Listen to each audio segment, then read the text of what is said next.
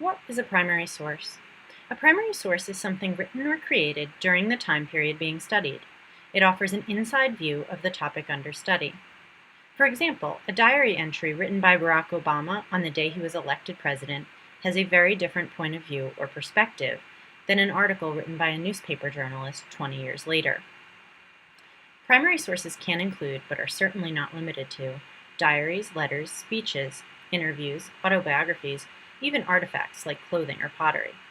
But where can you find primary sources at MKA?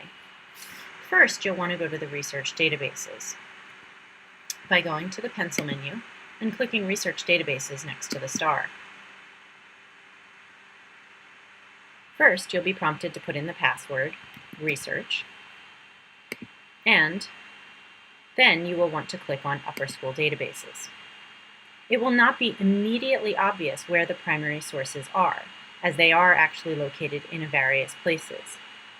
The first place to look, obviously, would be under Primary Sources. When you click on Primary Sources, you will see multiple databases that house primary sources. The first two, Historic Newspapers and Newspaper Archive, archive historic newspapers, as you would see from the titles. These are newspaper articles going all the way back into the 1700s. A newspaper article from the time you're studying is a primary source. The rest of the databases here have many different kinds of sources in them, including primary sources. So when you do a search, take a look for the Primary Sources tab.